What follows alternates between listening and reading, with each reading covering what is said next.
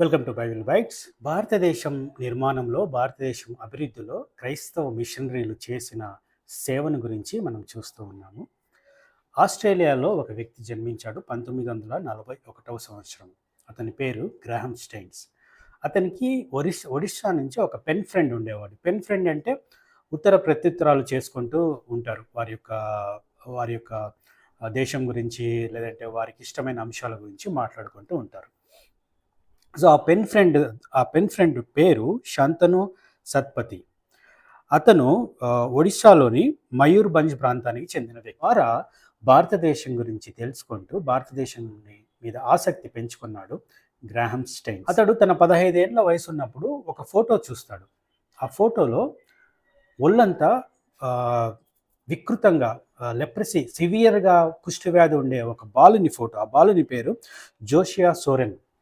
జోషియా సోరెన్ అనే బాలుడి ఆ ఫోటో చూసి చలించిపోయిన గ్రాహం స్టెయిన్స్ భారతదేశానికి వెళ్ళి కుష్ఠవ్యాధి వారికి సేవ చేయాలని నిర్ణయించుకుంటాడు. సో 1965 సంవత్సరంలో క్రీస్తు ప్రేమను, క్రీస్తు క్షమను, సేవను కలిగి భారతదేశానికి వచ్చిన వ్యక్తి గ్రాహం స్టెయిన్స్.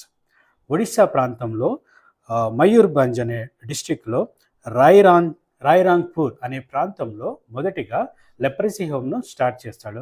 రిహాబిలిటేషన్ సెంటర్ను స్టార్ట్ చేస్తాడు.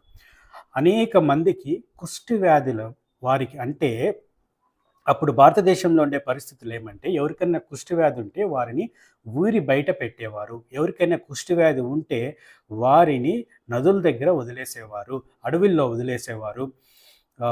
కొన్ని చోట్ల అయితే చంపేవారు.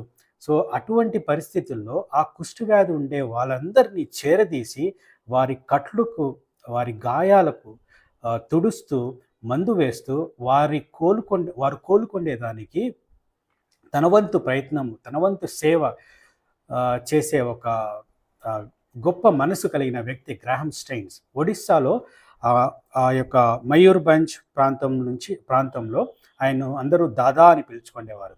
సో బారిపడాలో తర్వాత తన సేవను విస్తరించాడు. అంటే అక్కడ leprosy home, rehabilitation home start చేశాడు. కొన్ని వేల మంది ఒడిస్సా నుంచే కాకుండా జార్ఖండ్ నుంచి, వెస్ట్ బెంగాల్ నుంచి కూడా వచ్చి ఆయన దగ్గర ట్రీట్మెంట్ తీసుకునేవారు.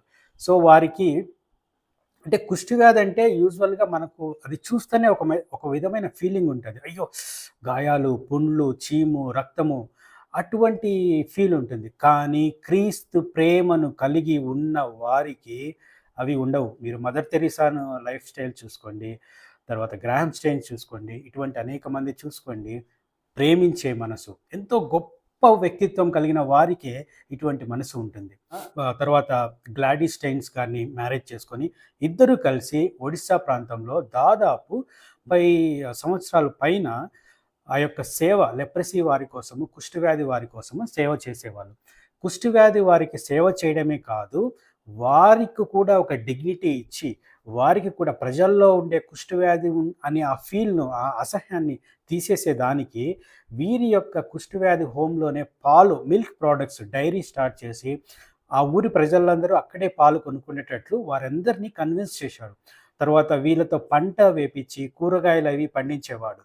తర్వాత ఈ కుష్ఠవ్యాధి వారికి చేతి వృత్తులు నేర్పేవాడు, చేనేత వృత్తులు నేర్పేవాడు. ఆ తర్వాత అక్కడ సబాయ్ అనే గడ్డి ఎక్కువగా పెరుగుతుంటే ఆ గడ్డితో వివిధ రకాలమైన ప్రోడక్ట్స్ చేసి వాటిల్ని అమ్మేవారు. నేత పని నేర్పించాడు. హెపటైటిస్ బి, తర్వాత పోలియో వ్యాక్సిన్స్, ఆ యొక్క డ్రైవ్స్ గవర్నమెంట్తో కలిపి అనేక పల్లె ప్రాంతాల్లో ప్రజలకు ఈ యొక్క వ్యాక్సిన్స్ ఇప్పించడం కూడా చేసిన గొప్ప వ్యక్తి గ్రాహం స్టెయిన్స్ గారు. వేల మంది కుష్ఠవ్యాధిగ్రస్తులకు దాదాపు 30 సంవత్సరాలుగా సేవ చేస్తున్న వ్యక్తి 1999 సంవత్సరంలో, చెప్పాలంటే నాకే చాలా అసహ్యం వేస్తుంది, మన భారతదేశంలో ఇటువంటి సంఘటనలు జరిగాయని. ఇది నా మాట కాదు, అప్పటి రాష్ట్రపతి, అప్పటి ప్రధానమంత్రి కూడా ఇదే స్టేట్మెంట్స్ ఇచ్చారు. చరిత్రలో ఇటువంటి సంఘటన మర్చిపోకుండా ఒక మరకగా మిగిలిపోయిన సంఘటన. గ్రాహం స్టెయిన్స్ తన ఇద్దరు పిల్లలు ఫిలిప్ అండ్ తిమోతి ఒకరు 7 సంవత్సరాలు, ఒకరు 10 సంవత్సరాలు ఒక జీప్‌లో పడుకొని నిద్రిస్తుండగా జంగిల్ క్యాంప్ నుంచి వస్తూ ఉంటే, వారిని కొంతమంది మతోన్మాదులు, దాదాపు 50 మంది మతోన్మాదులు ఆ జీపు చుట్టూ వెళ్ళి చిన్న పిల్లలతో సహా సజీవ దహనం చేసేశారు. ఎందుకు? ఏదో క్రైస్తవ మతాన్ని గురించి చెప్తున్నారని.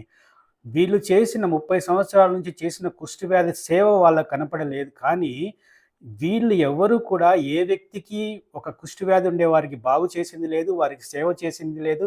ఒకరికి ఇంట్లో చేర్చుకునింది లేదు. ఈ కుష్ఠవ్యాధి కాకుండా పాము కాటుకు గురైన వాళ్ళు, చిన్న చిన్న రోగాలుండే వాళ్ళందరూ కూడా గ్రాహం స్టెయిన్స్ వారి ఇంటికి వెళ్ళేసి వారి నుంచి సేవలు తీసుకుండేవారు. అంతగా ఆయన ఆ ప్రాంతాన్ని ప్రేమిస్తే, ఈ మూర్ఖులు వారిని చంపేసి ఏదో గొప్ప పని చేశామని చెప్పుకునేవారు. సో, మీరు ఆ మైండ్ సెట్ అర్థమవుతుందా? ఇద్దరు చిన్న పిల్లలను కూడా సజీవంగా దహనం చేసి, మంట పెట్టి కాల్చి చంపేంత రాక్షసత్వము, మూర్ఖత్వము ఒక మనిషికి ఎక్కడి నుంచి వస్తుంది? అది కూడా నువ్వు ఒక టెర్రరిస్ట్‌నో, ఒక రేపిస్ట్‌నో లేదంటే ఒక స్కామ్ చేసిన వాళ్ళనో చంపింటే అది వేరే విషయం. అది కూడా తప్పే. బట్ ప్రజలకు, దేశానికి, సమాజానికి సేవ చేస్తున్న ఒక వ్యక్తి, ఎక్కడి నుంచో భారతదేశానికి వచ్చిన వ్యక్తి, తన తన మాతృ దేశాన్ని, తన పేరెంట్స్‌ను అన్నిటిని వదిలేసి భారతదేశంలో వచ్చి 30 ఏళ్లుగా సేవ చేసే వ్యక్తిని చంపడం అంటే అంతకంటే దారుణమైన విషయము లేదు.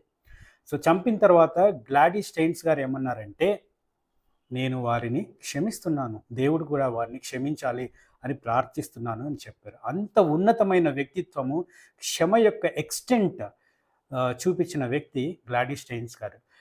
గ్రాహం స్టెయిన్స్ గారు చంపబడిన తరువాత గ్లాడీ స్టెయిన్స్ గారు 1999 నుంచి 2004 వరకు అక్కడే ఆ ఊర్లోనే ఆ సేవను కొనసాగిస్తూ ఉన్నారు. 2004లో తిరిగి ఆస్ట్రేలియాకు వెళ్ళిపోయారు.